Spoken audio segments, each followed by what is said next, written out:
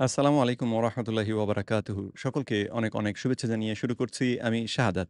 আজকে আমরা কথা বলব বাংলাদেশ মেডিকেল ইউনিভার্সিটির একটি সাম্প্রতিক পোস্ট নিয়ে। তাদের Facebook পেজে তারা একটি পোস্ট করেছেন। আমি যেটা আপনাদের সামনে দেখাচ্ছি স্ক্রিনে।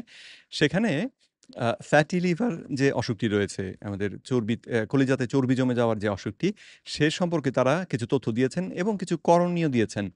আজকে আমি আপনাদের সামনে এই করণীয় যে তথ্যগুলো দিয়েছেন, সেগুলোকে খানিকটা পর্যালোচনা করব। আম অবশ্যই পর্যালোচনা করছি এই কারণে যে তারা যে তথ্যগুলো দিয়েছেন, সেগুলো আসলে আ বিজ্ঞানসম্মত সঠিক তথ্য নয়। তো আম তারপরেও অত্যন্ত আম বিজ্ঞ বিশেষজ্ঞ জনদের একটি সভাতে কেউই আসলে সঠিক কথাটি বলতে পারেননি। এ ব্যাপারটাতে আমি একটু মর্মাহত এবং সেইখান থেকেই এই ভিডিওটি করা। তো যারা আমাকে চেনেন না তাদের জন্যে আমার পরিচয় একটু দিয়ে রাখি। আমার নাম হচ্ছে মোহাম্মদ শাহাদাত হোসেন। আমি ২০২০ সালে আমেরিকান নিউট্রিশন অ্যাসোসিয়েশন থেকে অ্যাডভান্সড কিটোজেনিক নিউট্রিশন ট্রেনিংটি সম্পন্ন করেছি এবং বাংলাদেশে খুব সম্ভবত আমি একমাত্র প্রাতিষ্ঠানিকভাবে প্রশিক্ষিত আম কেটোজেনিক ডায়েটের উপর প্রশিক্ষিত ব্যক্তি। তো কেটোজেনিক ডায়েট ব্যবহার করে টাইপ 2 ডায়াবেটিস অসুখটিকে উপশম করে ফেলা সম্ভব এবং আমার স্বপ্ন বাংলাদেশ থেকে টাইপ 2 ডায়াবেটিসকে সেভাবে নির্মূল করে দেওয়া। তো আ আমি কেটোজেনিক ডায়েট সম্পর্কিত তথ্য সাধারণ মানুষের মধ্যে প্রচার করার চেষ্টা করি। যাতে করে সাধারণ মানুষ নিজেরাই কোনো রকম ঔষধ বা কোনো রকম অন্য কারো সহায়তা ছাড়াই নিজেরা তাদের টাইপ 2 ডায়াবেটিস হওয়া প্রতিরোধ এবং যাদের হয়ে গিয়েছে তারা টাইপ 2 ডায়াবেটিসটাকে উপশম করিয়ে নিতে বা করে নিতে পারেন। তো চলুন তাহলে ফিরে যাই যে বিষয়টি নিয়ে কথা বলব সেটিতে। তো শুরুতেই এখানে তারা যে তথ্য দিয়েছেন সেটা অত্যন্ত ভয়ানক তথ্য। আমি পড়ি তাহলে আপনারা বুঝতে পারবেন। তারা পোস্টটিতে লিখেছেন, ১৯শে জুন এই পোস্টটি প্রকাশিত হয়েছিল বিকেল ৩ টের সময়। তো আম আ বাংলাদেশ মেডিকেল ইউনিভার্সিটির যে Facebook পেজ সেখানে। তো কিছু ছবিও আমি এরপর আপনাদেরকে দেখাবো। কিন্তু ১ম এ চলুন পোস্টটি পড়ি। শুরু করেছেন তারা এভাবে, "বেশি খেয়ে কম হেঁটে বাংলাদেশে ৪.৫ কোটি মানুষ ফ্যাটি লিভারে আক্রান্ত। এখনই প্রয়োজন সচেতন হওয়ার। যকৃতে চর্বি শরীরে ইনসুলিন হরমোনের কার্যকারিতা কমিয়ে দেয়।" আচ্ছা, এখানে শেষে গিয়ে দাড়ি দেননি, যার কারণে আমি একেবারে গড়গড় করে পড়ে যাচ্ছিলাম। কিন্তু এখানে একটা দাড়ি বোধহয় আমাকে পড়ে নিতে হবে। তাহলে আরেকবার যদি পড়ি তাহলে এরকম শুনতে হবে। বেশি খেয়ে কম হেঁটে বাংলাদেশে ৪.৫ কোটি মানুষ ফ্যাটি লিভারে আক্রান্ত। এখনই প্রয়োজন সচেতন হওয়ার। যকৃতে চর্বি শরীরে ইনসুলিন হরমোনের কার্যকারিতা কমিয়ে দেয়। ভাতসহ কার্বোহাইড্রেট সমৃদ্ধ খাবার বেশি খাওয়া, কম পরিশ্রমে মানুষ ফ্যাটি লিভারে আক্রান্ত হচ্ছে। এটা একটি গবেষণা থেকে এই তথ্যগুলো জানা গিয়েছে বলে ওনারা দাবি করলেন। তো গবেষণা এরকম একখানা হয়েছে, বাংলাদেশেরই করা গবেষণা এবং বাংলাদেশ মেডিকেল ইউনিভার্সিটির আম তে কর্মরত যে ডাক্তার রয়েছেন, প্রফেসর ডাক্তার যারা রয়েছেন, তাদেরই কয়েকজন মিলে এই গবেষণাটি করেছেন এবং খুব সম্ভবত সে কারণেই বাংলাদেশ মেডিকেল ইউনিভার্সিটির আম Facebook পেজে এই তথ্যগুলো এসেছে। তো এখন ৪.৫ কোটি মানুষ ফ্যাটি লিভারে আক্রান্ত। এটা তো অত্যন্ত ভয়ানক একটা চিত্র। অত্যন্ত আম দুশ্চিন্তাগ্রস্ত হবার মতন একটি চিত্র এবং স সচেতনতা সকলের প্রয়োজন। এই ক্ষেত্রে আমিও আসলে একমত। আম সচেতনতা আমাদের সকলেরই প্রয়োজন ফ্যাটি লিভার অসুখটি সম্পর্কে। তারপরে তারা যে কথাটি বলেছেন এটা অত্যন্ত গুরুত্বপূর্ণ। এই কথাটি আমি বহুদিন থেকে আপনাদেরকে বলে যাচ্ছি। কিন্তু অনেক ডাক্তারও এই কথাটা আবার মানতে চান না যখন এই বিষয়টি আসে। তো এখানে তারা বলছেন, যকৃতে চর্বি শরীরে ইনসুলিন হরমোনের কার্যকারিতা কমিয়ে দেয়। অর্থাৎ যদি লিভারের মধ্যে চর্বি জমে তাহলে আমাদের দেহে ইনসুলিন হরমোনটি যথাযথভাবে কাজ করতে পারে না। এবং তারই ফলশ্রুতিতে যে কথাটা ওনারা এখানে লেখেননি, কিন্তু অন্য গবেষণায় এটা উঠে এসেছে, তারই ফলশ্রুতিতে আমাদের দেহ অতিরিক্ত ইনসুলিন উৎপাদন করা শুরু করে। ইনসুলিন যেহেতু আগের মতন শক্তিশালী নয়, কাজ ঠিক মতন করতে পারছে না। সেজন্যে বেশি পরিমাণ ইনসুলিন উৎপাদন করে আমাদের দেহ সেই ঘাটতিটাকে পুষিয়ে নেবার চেষ্টা করে। কিন্তু মজার ব্যাপার যেটা বা বিষয়টিকে আরো জটিল করে তোলে যেই ঘটনাটি সেটি হচ্ছে এই ইনসুলিন হরমোনের কার্যকারিতা সকল অঙ্গে একই সঙ্গে কমে না। সকল ধরনের কোষে একই সঙ্গে কমে না। ফলে কিছু কোষ থেকে যায় যারা ইনসুলিনের সংকেতে আগের মতোই কাজ করছিল এবং ইনসুলিন বাড়ার সঙ্গে, সঙ্গে তাদের কাজের গতি বাড়িয়ে দেয়।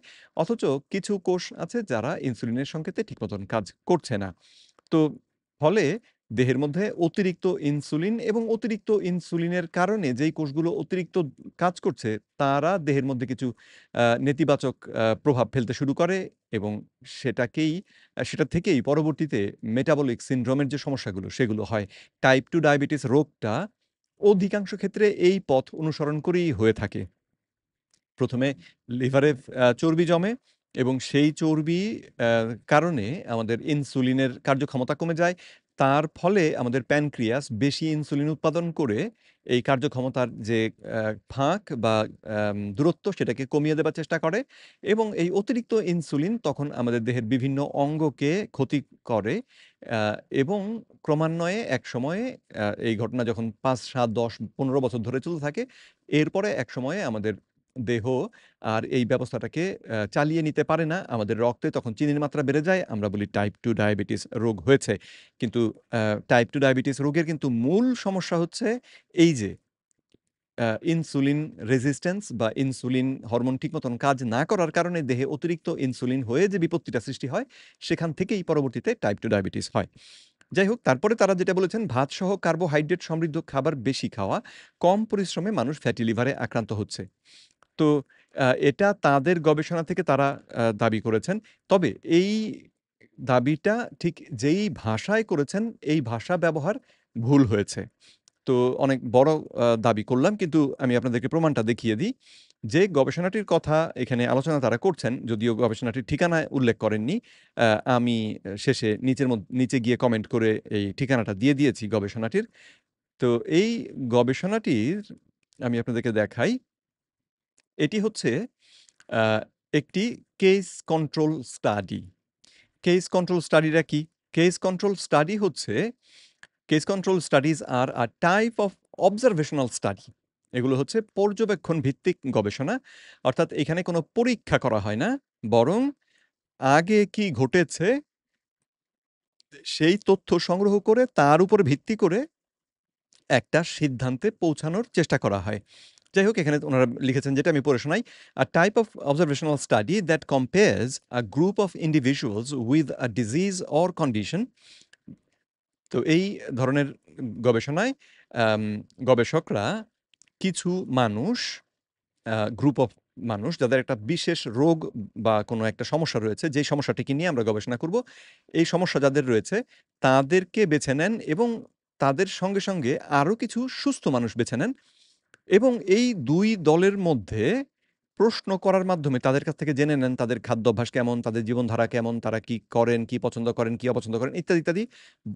যেই প্রশ্নগুলো তারা এই গবেষণার সঙ্গে বা এই অসুখটির সঙ্গে সম্পৃক্ত বলে ধারণা করেন, সন্দেহ করেন, সেই রকমের কতগুলো প্রশ্ন করেন এবং এই প্রশ্নের জবাবের উপর ভিত্তি করে তারপরে আম আ গাণিতিক যে পরিসংখ্যানের যে কৌশল, সেগুলো ব্যবহার করে সিদ্ধান্তে পৌঁছানোর চেষ্টা করা হয় যে এই আম যে জীবনধারা বা খাদ্য অভ্যাস বা আ অন্য কোনো আম ঘটনা তাদের এই অসুখের ক্ষেত্রে প্রভাব ফেললো কিনা। তো যেহেতু এটা একটা আ অবজারভেশনাল স্টাডি, সে কারণে এর কিছু দুর্বলতা রয়েছে। তো এর কিছু উপকারিতা রয়েছে অবশ্যই এবং সেজন্যই লোকে এই গবেষণাগুলো করে। কিন্তু দুর্বলতাগুলো সম্পর্কেও আমাদের জানা থাকতে হবে। প্রথমত দুর্বলতা হচ্ছে retrospective nature। তার মানে হচ্ছে যেহেতু এই যে মানুষগুলোর কথা আমরা বললাম, ধরুন ফ্যাটি লিভারের কথা যদি এই ক্ষেত্রে করি, উনাদের ক্ষেত্রে যেরকম গবেষণা ওনারা করেছেন, ফ্যাটি লিভার আক্রান্ত ২০০ মানুষকে বেছে নিয়ে তাদেরকে জিজ্ঞেস করেছেন যে, "আপনি গত বছরে কি খেয়েছেন, কি করেছেন? আপনার কোন খাবার পছন্দ ছিল? জীবনধারার মধ্যে আপনি কি বাইরে বেশি খেতে পছন্দ করেন না বাড়িতে বেশি পছন্দ করেন?" ইত্যাদি, ইত্যাদি। বিভিন্ন রকমের প্রশ্ন, যত প্রশ্ন গবেষকরা চিন্তা করতে পেরেছেন, সেই প্রশ্নগুলো করেছেন এবং তার জবাব নিয়েছেন। সঙ্গে আবার সুস্থ মানুষগুলো যে, তাদেরকেও একই প্রশ্নগুলো করেছেন এবং তাদের জবাব নিয়েছেন। তো এই ক্ষেত্রে যেহেতু ঘটনাটা পুরনো, অর্থাৎ তারা যা খাওয়ার খেয়ে ফেলেছেন, যা করার করে ফেলেছেন। এখন আর সেটাকে পরিবর্তন করা যাচ্ছে না। শুধুমাত্র প্রশ্ন করে জেনে নিয়ে এই তথ্যের উপর ভিত্তি করে সিদ্ধান্ত নেওয়ার চেষ্টা। তো এখন বুঝতেই পারেন যে যদি ১ বছর আগের, ৬ মাস আগের কোনো ঘটনার সম্পর্কে আমাকে প্রশ্ন করা হয়, তাহলে আমি সঠিক উত্তর দিতে পারবো তার সম্ভাবনা কম। এবং সেই কারণে এই ধরনের গবেষণাগুলো কখনো অসম্পূর্ণ অথবা ভুল জবাব সংগ্রহ করে আসলে। তো এবং তার উপর ভিত্তি করে যেহেতু আম গবেষণা করা হয়, সুতরাং ফলাফলটা নির্ভরযোগ্য হয় না। সিলেকশন বায়াস থাকে, অর্থাৎ যে মানুষগুলোকে বেছে নেয়া হলো, তারা যে আসলেই অ্যাম তাদেরকে মানে একেবারে পুরো কোনো রকম পক্ষপাতিত্ব ছাড়া বেছে নেয়া হয়েছে, এইরকম ঘটনাটা নিশ্চিত করাটা খুব কঠিন। তারপরে এই জাতীয় গবেষণার সবথেকে বড় যে দুর্বলতা, সেটা হচ্ছে যে এরা কখনো দুটো ঘটনার মধ্যে কারণগত সম্পর্ক নির্ণয় করতে পারে না। অর্থাৎ আপনি রোগীদেরকে বেছে নিয়েছেন যাদের ফ্যাটি লিভার হয়েছে। তো ফ্যাটি লিভার হওয়ার পরে আপনি তাদেরকে প্রশ্ন করেছেন তারা কি খেয়েছে, কি খায়নি। তো এখন এই ফ্যাটি লিভারটা আজকে আপনি ধরেছেন, কিন্তু এটার শুরু হয়েছিল কতদিন আগে আপনার জানা নেই। তো এই অবস্থায় অ্যা এই যে প্রশ্নগুলো করা হলো, তার যে উত্তরগুলো আমরা পেলাম, সেই উত্তরগুলো আসলে এই উত্তর যা দিয়েছে, ধরুন উদাহরণ হিসেবে ধরি যে ফ্যাটি লিভার যাদের হয়েছে তারা বলেছে আমরা ভাত বেশি খেয়েছি। বা তাদের যে প্রশ্নের জবাব যে দৈনিক কতটুকু ভাত খান, তারা বলেছেন হয়তো যে আমি ৩ থাল ভাত খাই প্রতিদিন। তো আর যারা কন্ট্রোলে ছিলেন তারা বলেছেন আমরা কম ভাত খাই। এখন এই ফ্যাটি লিভার রোগটা কি আসলে এই ৩ থালা ভাত খেয়েছেন সেই কারণে হয়েছে? নাকি ফ্যাটি লিভার রোগটি আগে হয়েছিল বলে তার প্রভাবে এরা ৩ থালা করে ভাত খেতে উদ্বুদ্ধ হয়েছেন? এই প্রশ্নের জবাব কিন্তু আমরা এই গবেষণা থেকে পাবো না। অর্থাৎ অসুখের কারণে বেশি খেয়েছেন নাকি বেশি খাওয়ার কারণে অসুখ হয়েছে, এই কথা আমরা নিশ্চিত করে বলতে পারব না। আমরা বলতে পারব যে আমরা দেখেছি ফ্যাটি লিভারের রোগী এবং আমরা দেখেছি তারা বেশি ভাত খেয়েছেন। এই দুটো ঘটনা একই সঙ্গে ঘটতে দেখেছি, কিন্তু একটা থেকে একটাকে আরেকটার কারণ হিসেবে দাবি করাটা এই জাতীয় গবেষণায় সম্ভব হয় না। তো আম আ আমি অন্য দুর্বলতার কথাগুলো এখন আর বরং আলোচনা করব না। কারণ আমাদের এই গবেষণাটিকে বিচার করার জন্যে এইটুকু বোঝাই যথেষ্ট। আ কেন আমি আপনাদেরকে বলছি। তো এই গবেষণা তাহলে আমাদেরকে কারণগত সম্পর্ক দিতে পারবে না। এই গবেষণাটা আমাদেরকে আ দুটো ঘটনা একই সঙ্গে ঘটতে দেখা গিয়েছে, যেটাকে বলা হয় অ্যাসোসিয়েশন, সহ-সম্পর্ক বা সহ-সংঘটিত দুটো ঘটনা আ দেখা গিয়েছে। এই কথা তারা বলতে পারে, কিন্তু এর থেকে বেশি বলা যাবে না দুঃখজনকভাবে। এই গবেষণার যারা গবেষণাপত্রটি করেছেন তার মধ্যে রয়েছে অ্যাম আ ঢাকা এই মেডিকেল মানে বাংলাদেশ মেডিকেল ইউনিভার্সিটির আম প্রফেসর ডাক্তার শাহিনুল আলম। উনি হচ্ছেন প্রধান লেখক এবং করেসপন্ডিং অথর দেখতে পাচ্ছি, এবং সঙ্গে আরো বেশ কয়েকজন রয়েছেন। উনারা কনক্লুশন হিসেবে এখানে যে কথাটা দাবি করেছেন, সেই দাবিটা হয়েছে এইরকম কারণগত সম্পর্ক নির্দেশ করে। পড়ে শোনাই আপনাদেরকে। কনক্লুশনে তারা বলেছেন, "longer sitting times, outside eating habits, more energy from carbohydrates, especially rice, and a daily positive energy balance lead to obesity and consequently an increased risk of MAFLD, metabolically associated fatty liver disease." এই কথাতে আমরা কিন্তু মে অর্থাৎ হতে পারে, সম্ভবত বা associated এরকম বা সহসংঘটিত এরকম কোনো কথা এখানে পেলাম না। এখানে তারা পরিষ্কার বলে দিয়েছেন যে বেশি মানে যারা বেশিক্ষণ বসে থাকে, যারা বাইরে বেশি খায়, যারা আ আ বাইরে মানে উল্টো করে বলি, আরেকটু কারেক্ট করে বলতে হবে যে বেশি সময় ধরে বসে থাকা, বাইরে খাওয়ার অভ্যাস থাকা, বেশি শর্করা থেকে বেশি শক্তি সংগ্রহ করার অভ্যাস থাকা, বিশেষ করে ভাত বেশি খাওয়া এবং দৈনিক চাহিদার তুলনায় বেশি ক্যালোরি খাওয়াটা, তারপরে তারা বলেছেন লিড টু ওবেসিটি। তারা এখানে মে লিড টু ওবেসিটি এরকম কোন রকম আ অ্যাম্বিগুইটি বা কোন রকম প্রশ্নের সুযোগ রাখেননি। সরাসরি বলে দিয়েছেন এটা থেকেই আমরা মোটা হই। এবং তারপরে সেখান থেকে আমাদের এই ফ্যাটি লিভার ডিজিজ এর ঝুঁকি বেড়ে যায়। তো ভাষাটা একটা কেস কন্ট্রোল স্টাডিতে যে ভাষা আমরা ব্যবহার করতে পারি, এই কনক্লুশন এ সেই ভাষা ব্যবহার করা হয়নি। এখানে পড়ে মনে হবে যে তারা একেবারে নিশ্চিত যে কি কারণে এটা হয়েছে এবং কি করতে হবে। এইরকম একটা নিশ্চয়তা উনারা উনাদের লেখায় তুলে ধরেছেন। যদিও আ এই স্টাডিরই একেবারে আমরা যদি বিস্তারিততে পড়তে যাই, তাহলে সব শেষে গেলে পেজের একেবারে তলায় যে কনক্লুশন তারা টেনেছেন, সেই কনক্লুশনে মেবি, অ্যাসোসিয়েটেড এই কথাগুলো তারা এনেছেন। তো যদি এইখানটাতে এই সম্ভবত হতে পারে, হয়তো কথাগুলো তারা আনেন, তাহলে এই সারাংশ অংশটাতে এত জোর দিয়ে কেন কারণগত সম্পর্ক দাবি করলেন সেটা আ প্রশ্ন সাপেক্ষ। মানে সেটা আসলে সঠিক কাজ হলো না আমার মতে। এবং সায়েন্টিস্ট যেকোনো এই গবেষণাটিকে যারা এনালাইসিস করবেন, আমি নিশ্চিত তারা এই বিষয়টিকে খুব গুরুত্ব দিয়ে দেখবেন।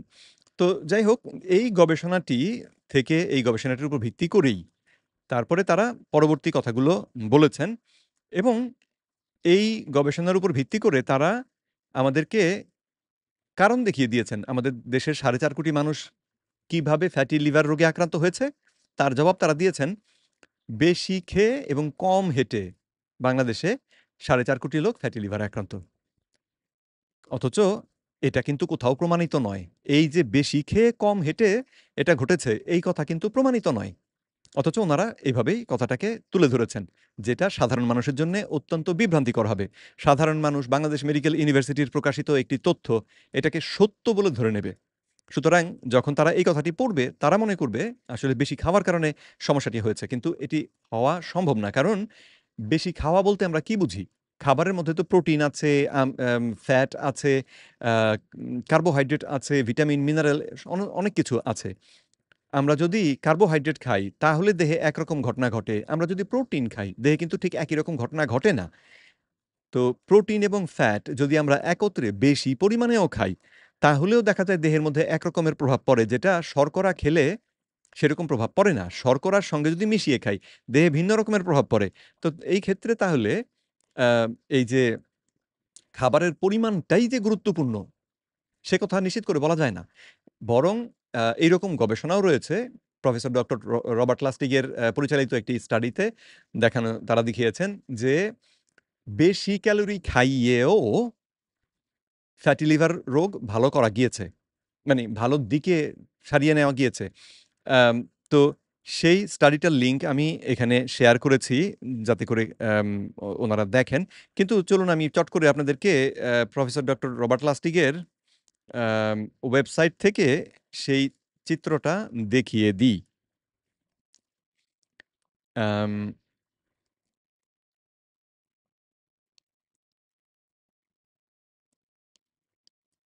আমার ছবিটা দরকার। স্টাডিটা না, স্টাডিটা তো ভালো কথা। ক্লিক করলে আপনারা পেয়ে যাবেন, দেখে নিন। কিন্তু আমি ছবিটাকে যদি নতুন একটা ট্যাবে খুলি, তাহলে ছবিটা দেখুন। এই ছবির মধ্যে ওনারা যে গবেষণাটি করেছিলেন তার একটা ব্যাখ্যা দিয়েছেন। সেই ব্যাখ্যাটি আমি আপনাদের পড়ে শোনাই চট করে একটু। In a study of 43 children, যাদের বয়স ৯ থেকে ১৮ বছর ছিল, যারা ছিল অতিরিক্ত ওজনে ভুগছে, গবেষকগণ তাদের আ চিনি খাওয়ার পরিমাণ ২৮% থেকে কমিয়ে ১০% নামিয়ে আনলেন এবং মিষ্টি চিনি ফ্রুক্টোজ খাওয়ার পরিমাণ ১২% থেকে কমিয়ে ৪% নামিয়ে আনলেন। আফটার জাস্ট 9 ডেইজ, মাত্র ৯ দিন এই সুগার রেস্ট্রিক্টেড ডায়েট অনুসরণ করার পরে virtually every aspect of the participants metabolic health improved. তাদের মেটাবলিক হেলথের প্রায় সমস্ত সূচকগুলোই ভালোর দিকে গিয়েছে উইথআউট চেঞ্জ ইন ওয়েট। যদিও তাদের ওজন কিন্তু একটুও কমেনি। অর্থাৎ ওজন না কমিয়েই তারা তাদের আ স্বাস্থ্যকে ভালো দিকে নিতে সক্ষম হয়েছিলেন। এবং আম এই গবেষণাটি যদি আপনারা বিস্তারিত পড়ে দেখেন, তাহলে দেখবেন যে যেই অংশগ্রহণকারী এই মিষ্টি চিনি খাওয়া কমিয়ে দেওয়ার পরে তাদের ওজন কমতে শুরু করেছিল, তাদেরকে ডক্টর রবার্ট লাস্টিগ এবং তার দল জোর করে বরং আরো বেশি করে শ্বেতসার জাতীয় শর্করা, স মানে মিষ্টি চিনি থেকে যেটা আমরা পাই সেটা নয়, বরং আলু থেকে যে চিনিটা পাই, গ্লুকোজ, তিনি আলু ভাজা তাদেরকে বেশি করে খেতে বলেছিলেন। তাদের যে আ মানে এই গবেষণায় প্রবেশ করার সময় তাদের যে খাওয়ার পরিমাণ ছিল, এই গবেষণায় প্রবেশ করার পরে তাদের কারো যদি ওজন কমতে শুরু করে থাকে, তিনি তাদেরকে বলেছিলেন, "আরো বেশি করে খাও।"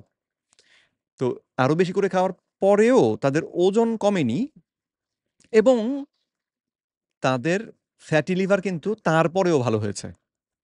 তো ওই গবেষণায় তারপরে তারা বিচার বিশ্লেষণ করে শেষ পর্যন্ত সিদ্ধান্তে আসেন যে ফ্রুকটোজ বা মিষ্টি চিনি যেটা, সেটাই হচ্ছে সবথেকে ক্ষতিকর ফ্যাটি লিভার অসুখের ক্ষেত্রে। এবং সেটা কেন তার একটা বিস্তারিত ব্যাখ্যা দিয়েছেন, যেটা আমি আপনাদেরকে বহুবার এর আগে ব্যাখ্যা করেছি। মিষ্টি চিনি বা ফ্রুকটোজ চিনি আমাদের দেহের শুধুমাত্র কলিজাতে প্রসেস হয়, সারা দেহে হয় না। এবং কলিজাতে প্রসেস হওয়ার কারণে যেই পরিমাণে আমরা খাই, ধরুন ১ চামচ মিষ্টি চিনি, তার মধ্যে অর্ধেক চামচ হচ্ছে গ্লুকোজ, অর্ধেক চামচ হচ্ছে ফ্রুকটোজ। অর্ধেক চামচ গ্লুকোজ ব্যবহার হবে সারা দেহে। আমার ওজন ৬৫ কেজি। পুরো ৬৫ কেজির মধ্যে ব্যবহৃত হবে গ্লুকোজ, ওই ১/২ চামচ। আর বাকি ১/২ চামচ ফ্রুকটোজ, সেটা ব্যবহৃত হবে শুধুই মাত্র আমার লিভারের মধ্যে, যেটার ওজন ১.৫ কেজি। তো তাহলে তার উপরে যে এই লিভারের উপরে যে মিষ্টি চিনির প্রভাবটা, এটা খুব শক্তিশালী প্রভাব হবে, ক্ষতিকর প্রভাবটাও শক্তিশালী হবে এবং সেইভাবেই আসলে এখানে ফ্যাটটা তৈরি হওয়া শুরু হয়। তো যাই হোক, আপনারা চাইলে প্রফেসর রবার্ট লাস্টিগের ওয়েবসাইট robertlastig.com/research যে অংশটা, সেখানে গেলে এ সম্পর্কে বিস্তারিত তথ্য জানতে পারবেন। তো তাহলে এই যে গবেষণার উপর ভিত্তি করে ওনারা যে দাবি এখানে করেছেন, সে দাবিটা আসলে ঠিক বিজ্ঞানসম্মত হলো না এবং ওনারা একটা সংগঠনকে যখন কারণগত সম্পর্ক হিসেবে সাধারণ মানুষের সামনে উপস্থাপন করেছেন, তখন পুরো বিষয়টা সাংঘাতিক রকমভাবেই বিভ্রান্তিকর হয়ে গিয়েছে। কেমন? আমি আপনাদেরকে দেখাই। আম আমি আ চট করে এগিয়ে যাই। পুরোটা পড়তে গেলে সময় বেশি লাগবে। কিন্তু আমি আপনাদেরকে পুরোটা না পড়ে আম নিয়ে যাবো আ যে আমাদের কি করা উচিত সেই রকম অংশটাতে। এখানটাতেই বোধহয় তারা বলেছেন এটা। বিশেষজ্ঞবৃন্দ, আমি এখান থেকে পড়ছি আরকি। বিশেষজ্ঞবৃন্দ বাংলাদেশে ফ্যাটি লিভার রোগ প্রতিরোধে কর্মপন্থা নির্ধারণে যে সুপারিশ তুলে ধরেন, সেগুলো হলো: প্রত্যেক ব্যক্তির সপ্তাহে অন্তত ৫ দিন এবং প্রতিদিন অন্তত ৩০ মিনিট করে হাঁটতে হবে। দড়ি লাফ এবং সাইকেল চালানো শরীরচর্চার জন্য ভালো। দুধ, ফল, শাকসবজি খাওয়া বাড়ানো এবং চিনিযুক্ত খাবার, কোমল পানীয়, চকোলেট, আইসক্রিম, ফাস্ট ফুড এবং ভাজা খাবার, ট্রান্স ফ্যাটের পরিমাণ কমানোর মাধ্যমে খাদ্যাভ্যাস পরিবর্তন করে ক্যালোরি গ্রহণ কমাতে হবে। এখন এই কথাটি বিভ্রান্তিকর কথা কেন? তারা একদিকে বলেছেন চিনিযুক্ত খাবার বাদ দিতে হবে। অন্যদিকে আবার একই লাইনের মধ্যেই তারা বলেছেন দুধ এবং সঙ্গে ফল বাড়িয়ে খেতে হবে। ফল আমাদের দেহে ফ্রুকটোজ জাতীয় চিনির একটা বিশাল উৎস হচ্ছে ফল। তো আ দুধের মধ্যেও কার্বোহাইড্রেট থাকে এবং সেজন্যে দুধটাও না খেয়ে আমরা যদি দই বানিয়ে খাই তাহলে উপকার বেশি। দুধের আরো অন্য সমস্যা রয়েছে। যা হোক, দুধ নিয়ে আজকে আলোচনা করব না। সুতরাং এটাকে বাদ দিলাম। কিন্তু ফল, আমরা যে ফলগুলো খাই, আম বলুন, জাম বলুন, এগুলোর মধ্যে ফ্রুকটোজ চিনি থাকে যথেষ্ট পরিমাণে, প্রচুর পরিমাণে কোনোটাতে। এবং এই ফ্রুকটোজ চিনিটাই আমাদের লিভারে চর্বি তৈরি হওয়ার জন্যে প্রধানত দায়ী। তো সুতরাং একই বাক্যে ওনারা আমাদেরকে ফ্রুকটোজ যে চিনি, বাজার থেকে কেনা চিনি যেটা, যার অর্ধেক হচ্ছে ফ্রুকটোজ, সেটা যুক্ত খাবার খেতে নিষেধ করছেন। অন্যদিকে ফল খাওয়া বাড়াতে বলছেন। তাহলে লাভ হলো কি? মানে হজম হওয়ার পরে আমাদের রক্তে যখন এই চিনিগুলো প্রবেশ করে, সেটা বাজারে কেনা চিনি থেকেও ফ্রুকটোজ রক্তে প্রবেশ করে। ফল থেকেও ফ্রুকটোজ আমাদের রক্তে প্রবেশ করে। আর এই রকমের যখন পরামর্শ আমরা একজন চিকিৎসকের বা একদল চিকিৎসকের কাছ থেকে পাই, তখন আমরা কি করব? আমরা মনে করব ফল খাওয়া অতি উপকারী। সুতরাং দিনে, যেখানে সারাদিনে হয়তো ১ টা আপেল কেউ খেত, এখন সে চেষ্টা করবে দিনে ৩ টা আপেল খেতে। আঙ্গুর ফল পেলে বেশি করে খাবে। খেজুর পেলে সে মনে করবে এটা তো খুব ভালো জিনিস, বেশি করে খাই। অথচ এই কাজগুলো করলে তাদের দেহে কিন্তু ফ্রুকটোজ চিনি, যেটা আসলে এই ফ্যাটি লিভার হবার পেছনে সবথেকে গুরুত্বপূর্ণ ভূমিকা রাখে এবং সেটা কিভাবে এই ফ্যাটি লিভার রোগটা ঘটাতে পারে, সেটাও কিন্তু ওই যে মেকানিজম, পদ্ধতিটাও বিজ্ঞানীরা এখন জানেন, নিশ্চিতভাবে জানেন। তো আ সুতরাং একই লাইনে তারা পরস্পর বিরোধী দুটো কথা বলেছেন। তার কারণ হচ্ছে, তারা যে গবেষণাটি করেছেন সেটি দুর্বল ধরনের গবেষণা। কিন্তু তারা নিজেরা বোঝেননি যে এই গবেষণাটি এত দুর্বল ধরনের। তো নিজেরা যখন একটা দুর্বল জিনিসকে শক্তিশালী ভেবে সাধারণ মানুষকে সে বিষয়ে তথ্য দেওয়ার চেষ্টা করছেন, তখন তারা ভুল তথ্য দিয়ে মানুষকে বরং আরো বিপত্তির মধ্যে ফেলছেন। মিষ্টি চিনি খাবে না একজন লোক, কিন্তু সে যদি ফল বেশি করে খায়, তাহলে তার ফ্যাটি লিভার ভালো তো হবেই না, বরং যদি কারো ফ্যাটি লিভার অসুখ না থেকে থাকে, ফল খাওয়া ভালো মনে করে সে যদি ফল খাওয়া বাড়িয়ে দেয়, একটু পরপরই ফল খেতে থাকে, তাহলে তার ফ্যাটি লিভার হওয়ার ঝুঁকি বরং আরো বেড়ে যাবে। তো প্রফেসর রবার্ট লাস্টিকের যে গবেষণাটির কথা আমি একটু আগে আপনাদেরকে বললাম এবং ছবি দেখালাম, সেই গবেষণাটিতে তারা যেহেতু দেখেছেন যে মিষ্টি চিনি খাওয়ার পরিমাণ কমিয়ে এবং যতটা কমানো হলো তার সেই কমানোটাকে রিপ্লেস করার জন্যে, যাতে করে ক্যালোরি খাওয়া যেন না কমে, সেটা নিশ্চিত করার জন্যে তারা বরং এই আলু, তারপরে পাস্তা এগুলো খেতে বরং উৎসাহিত করেছেন, আরো খাওয়া বাড়িয়ে দিয়েছেন। তো এবং তাতেও যদি কারো ওজন কমতে থাকে, তখন তাকে আরো বেশি করে খেতে বলেছেন। যেখান থেকে আমরা অনেক বেশি নির্ভরতার সঙ্গে বলতে পারি যে গ্লুকোজ জাতীয় যে চিনি, সেটা ফ্যাটি লিভার রোগ সৃষ্টি করার ক্ষেত্রে এতটা গুরুত্বপূর্ণ নয়, যতটা গুরুত্বপূর্ণ এই মিষ্টি ফ্রুক্টোজ জাতীয় চিনি। যেটা আমরা বাজারে কেনা চিনি থেকে পাই, যেটা আমরা গুড়ের মধ্যেও পাই, যেটা আমরা এই আম অ্যা ফলের মধ্যে থেকে পাই। সুতরাং ওনাদের কথা শুনে আমরা যদি ফল খাওয়া বাড়িয়ে দিই, তাহলে সর্বনাশ হবে। আর হেঁটে আমাদের লিভারের ফ্যাট কমানো যায় না, যদি আমরা খাদ্যাভ্যাসটাকে ১ম এ সঠিক না জায়গায় নিয়ে না যাই। যদি কেউ মিষ্টি চিনি ভিত্তিক খাদ্য বেশি করে খান, তারপরে তিনি হাঁটলেও ফ্যাটি লিভারের হাত থেকে বাঁচতে পারবেন না। তার কারণ হচ্ছে ফ্যাটি লিভার হয়ে গেলে লিভার আমাদের দেহে শক্তি উৎপাদনের যে পুরো ব্যবস্থাকে পরিচালনার ক্ষেত্রে গুরুত্বপূর্ণ ভূমিকা রাখে। তো লিভারে ফ্যাট জমে গেলে লিভার ঠিক মতন কাজ করতে পারে না। তখন আমাদের সমস্ত দেহে শক্তি উৎপাদনের ব্যাপারটা গতি কমে আসে। ইনসুলিন রেজিস্ট্যান্স এর কথা ওনারাই বলেছেন যে, আমাদের দেহে ইনসুলিন ঠিক মতন কাজ করতে পারে না। ইনসুলিন কাজ ঠিক মতন করতে না পারলে ইনসুলিন হরমোনের নিঃসরণ হয় বেশি। দেহে ইনসুলিন হরমোন থাকে বেশিক্ষণ ধরে। বেশিক্ষণ ধরে ইনসুলিন হরমোন থাকলে, ইনসুলিন হরমোন বেড়ে থাকলে আমাদের দেহের যে মেটাবলিক রেট, দেহের বিপাকের মাত্রা কমে আসে। সুতরাং তখন শক্তি উৎপাদন এমনিতেই কমে যায়। তখন মানুষ কাজ করতে চায় না। কারণ সে দুর্বল অনুভব করে। কাজ করা তার জন্য তখন আনন্দের ব্যাপার হয় না, কষ্টের ব্যাপার হয়। তো হাঁটতে একজনকে বলছি যার লিভারে চর্বি রয়েছে যে আম যথেষ্ট পরিমাণে শক্তি তার দেহে ঠিক মতন উৎপাদিত হচ্ছে না। সেই লোকটাকে হাঁটতে বললে তিনি হেঁটে ক্লান্ত হবেন বেশি, কষ্ট হবে বেশি, ওনার অন্য কোনো ইনজুরিও হতে পারে যদি তার ওজন বেশি থাকে। অথচ তার থেকে অনেক বেশি সহজ উপায় হলো খাদ্য থেকে মিষ্টি চিনিটাকে বাদ দেওয়া এবং তারপরে যদি আমরা শর্করাটাকেও কমিয়ে ফেলতে পারি, তাহলে অনেক বেশি উপকার পাবো।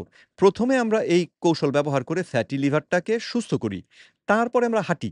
কারণ হাঁটার অনেক উপকার রয়েছে। কিন্তু এই ফ্যাটি লিভার ভালো করার জন্যে হাঁটাটাকে চিকিৎসা হিসেবে যদি আমরা গ্রহণ করি এবং খাদ্যাভ্যাসের দিকটাকে গুরুত্ব না দেই, তাহলে আমরা বিপত্তির মধ্যে পড়ব। কারণ আমরা তখন যেটা গুরুত্বপূর্ণ সেটা না করে যেটা কম গুরুত্বপূর্ণ সেটাকে করছি, তাতে ফলাফলটা কাঙ্ক্ষিত ফলাফল আমরা পাবো না। তো আম যাই হোক, এই পোস্টটি আপনারা চাইলে দেখে নিতে পারেন। ১৯শে জুন আম অ্যা প্রকাশ করা হয়েছিল বাংলাদেশ মেডিকেল ইউনিভার্সিটির ফেসবুক পেজে। এই পোস্টের কিছু ছবি আপনাদেরকে আমি দেখাই, যেখানে বড়, বড় সব বিশেষজ্ঞ একত্রে বসেছিলেন এবং তারা আ একেবারে বড় করে যে তাদের আ বোর্ড বা বোর্ডের পেছনে যে অ্যাম কি বলে? ব্যানার টানিয়েছেন, এখানে অবশ্য প্রজেকশন দিয়ে ফেলেছেন। তার মধ্যেই তারা খুব বড় করে লিখেছেন, "কম খাই, হাঁটি বেশি, ফ্যাটি লিভার দূরে রাখি।" ছন্দে ঠিক মেলেনি এবং তারপরেও কথাটাও ভুল কথা। কম খাই নয়, বরং আমরা মিষ্টি চিনি খাওয়া যদি বন্ধ করি বা সাংঘাতিকভাবে কমিয়ে দিই, তার সঙ্গে যদি হাঁটি, ১ম এ মিষ্টি চিনি খাওয়া কমিয়ে দিয়ে, শর্করা খাওয়ার পরিমাণও কিছু কমিয়ে, তারপরে যদি হাঁটি, তাহলে উপকারটা আমরা আশা করি পাবো। আর প্রোটিন এবং ফ্যাট আমরা যদি প্রোটিন এবং ফ্যাট খাই, সেক্ষেত্রে কিন্তু আপনাকে কমিয়েও খেতে হবে না এবং তারপরেও আপনার ফ্যাটি লিভার হবে না। তো যদি আম যদি আমরা শুধু বলি যে কম খাই, তাহলে তো প্রোটিনও কম খেতে হবে, ফ্যাটও কম খেতে হবে, সমস্তই কম খেতে হবে। তাহলে মানুষটা খাদ্য কম খেলে পেটে ক্ষুধা থাকবে। ক্ষুধা থাকা অবস্থায় আপনি হাঁটলে আপনার পেটে আরো বেশি ক্ষুধা লাগবে। আর বেশি ক্ষুধা লাগলে তখন আপনি কি করবেন? তখন আপনার পক্ষে না খাওয়াটা সম্ভব হবে না। এবং সেজন্যে এই যে উপদেশ, এই উপদেশটা মোটেও কার্যকরী উপদেশ হবে না। কেউই এটাকে মানতে পারবে না এবং ডাক্তার বলবে, "আমরা তো উপদেশ দিয়েছি, কেউ তো মানে না।" তো সমস্যাটা হচ্ছে আপনি প্রথমত উপদেশ দিয়েছেন অবৈজ্ঞানিক এবং অবাস্তব। মানে এটা অনুসরণ করার যোগ্য উপদেশ নয়। এবং ফলাফলে যেটা দাঁড়ালো সেটা হচ্ছে কেউ এটাকে অনুসরণ করতে পারে না। তার মানে আপনার এই উপদেশটাই আসলে ফালতু উপদেশ। এটা আসলে কাজের উপদেশ নয়। তো যাই হোক এই ছিল আজকের আলোচনার বিষয়। আশা করি তার আগে চট করে আরেকটু বলে শেষ করি। সেটা হচ্ছে কিটোজেনিক ডায়েট বাংলাদেশে যেটাকে খুব ক্ষতিকর ডায়েট হিসেবে অনেক ডাক্তার দাবি করে থাকেন। যদিও এই বিষয়টি যেন বন্ধ হয় তার জন্যে আমি চেষ্টা করছি। তো কিটোজেনিক ডায়েটে মিষ্টি চিনি খাওয়াটাকে ১ নম্বরেই বন্ধ করে দেয়া হয়। এবং তারপরে ২য় যেটা করা হয় সেটা হচ্ছে শর্করা খাওয়ার পরিমাণ সাংঘাতিকভাবে কমিয়ে আনা হয়। অর্থাৎ গ্লুকোজ ভিত্তিক যে শর্করা সেটাকেও সাংঘাতিকভাবে কমিয়ে দেয়া হয়। দৈনিক ২০ গ্রামের বেশি শর্করা আপনি খেতে পারবেন না কিটোজেনিক ডায়েটে। তো তাহলে তখন দেখা যায় প্রাকৃতিকভাবেই এমনিতেই মানুষটা যদি তার প্রোটিন এবং ফ্যাট মিলিয়ে তার পেট ভরেও খায়, তার ক্যালোরি সে কতটা খেলো তার উপরেও নির্ভর করে না। অথচ তার ফ্যাটি লিভার ভালো হয়ে যেতে শুরু করে। এ বিষয়ে একাধিক গবেষণা রয়েছে এবং আম আমি কিছু গবেষণা আজকে শেয়ার করেছি। তো ভিডিওটাকে ছোট রাখার জন্য এখন আর অন্য গবেষণা না দেখাই। যদি আপনারা কেউ চান আমি আপনাদেরকে লিংক দিয়ে দেব। আপনারা পড়ে নিতে পারেন অথবা PubMed এ গিয়ে আপনারা ketogenic diet, fatty liver disease লিখে সার্চ করলেই অনেকগুলো স্টাডি পাবেন। এক্সপেরিমেন্টাল স্টাডি সহ, ক্লিনিক্যাল ট্রায়াল ধরনের স্টাডি সহ অত্যন্ত উচ্চমানের গবেষণা, পরীক্ষামূলক গবেষণা যেখান থেকে দেখা গিয়েছে যে ketogenic ডায়েট অনুসরণ করলে ফ্যাটি লিভার আ মানে লিভার থেকে ফ্যাট অতি দ্রুত ক্ষয় হয়ে লিভার পরিচ্ছন্ন, পরিষ্কার হয়ে যায় এবং ফ্যাটি লিভার অসুখ যে পরবর্তীতে ন্যাশ বা সিরোসিস হবার যে ঝুঁকি, সেটা অনেক কমে যায়। অনেকের ক্ষেত্রে লিভার একেবারে সুস্থ অবস্থায় ফিরে আসে। তো সুতরাং একদিকে আপনারাই বুঝতে পারছেন যে এই চিনি খাওয়া কমাতে হবে, আবার শর্করা খাওয়া কমাতে হবে। আর ঠিক সেই কথাটাই যখন কিটোজেনিক ডায়েট বলছে, তখন কিটোজেনিক ডায়েটের সমালোচনা করছেন, তখন ব্যাপারটা আরো বেশি বিভ্রান্তিকর হয়ে দাঁড়াচ্ছে। তো মনে হচ্ছে আপনারা আপনাদের মস্তিষ্ক ব্যবহার করছেন না। আপনারা যে কি বলছেন, নিজেরাই ভেবে বলছেন না। অত্যন্ত লজ্জার ব্যাপার সেটা। যাই হোক, আজকে এখানেই শেষ করব। সকলে সুস্থ থাকুন, সুন্দর থাকুন। পরবর্তী ভিডিওতে আবার দেখা হবে সেই আশা রেখে বিদায় নিচ্ছি।